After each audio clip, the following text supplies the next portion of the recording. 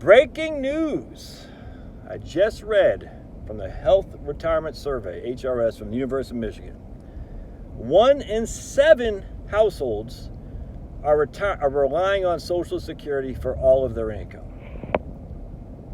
Now, if you look back at the current population survey from the Census Bureau, there used to be in the old days in Social Security, the old days being pre-2018, that they had this chart that was just completely misleading. And I'm telling you, man, it didn't take a rocket scientist to figure out why that chart was misleading about how much people were relying on Social Security. It was just wrong. And Social Security, to their credit, understood. They still haven't adjusted. I mean, they don't use it anymore.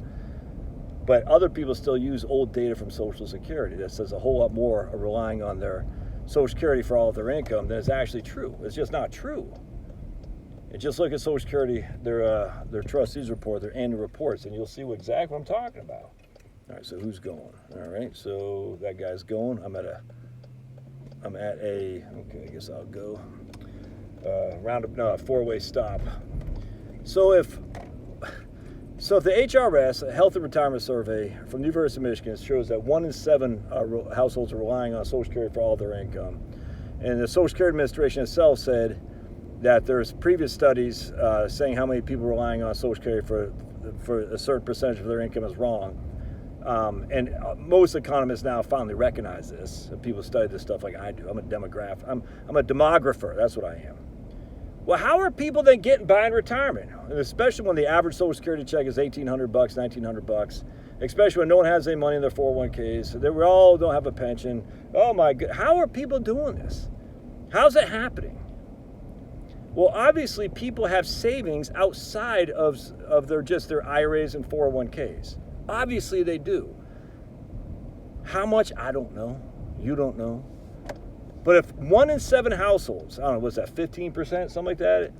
And I'm telling you, about 15% of the population, we're never going to be able to fix, dude. That's just all there is to it.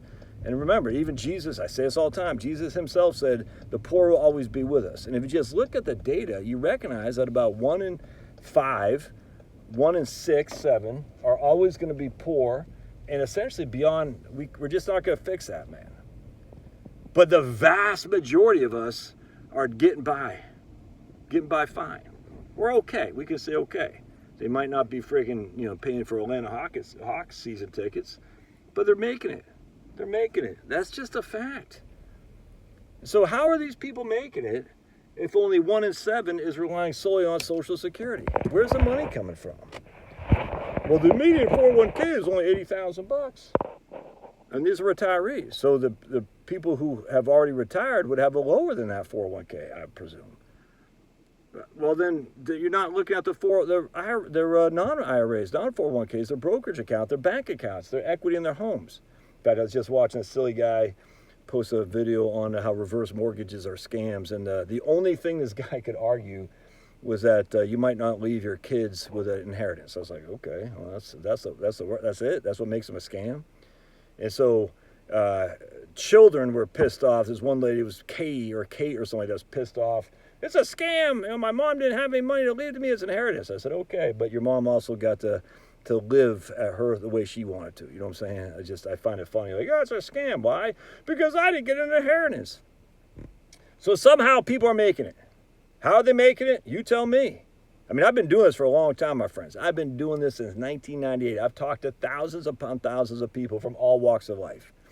All walks of life. Pre-retirement and post-retirement.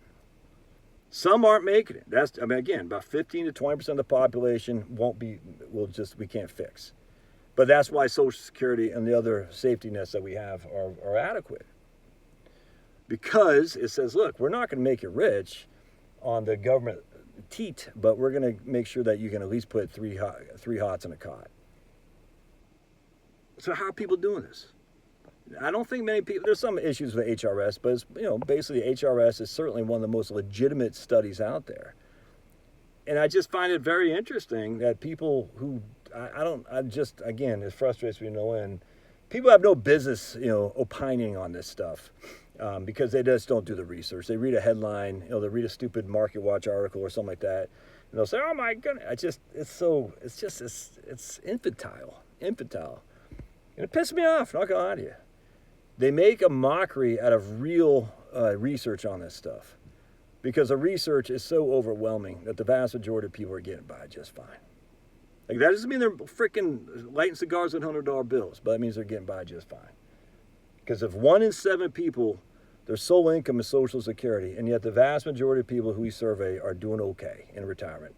And inherently, it's just basic logic to say they had money from some other place and they're not having a retirement crisis. Let me go ahead here to Publix and get some groceries. God bless. We'll see you.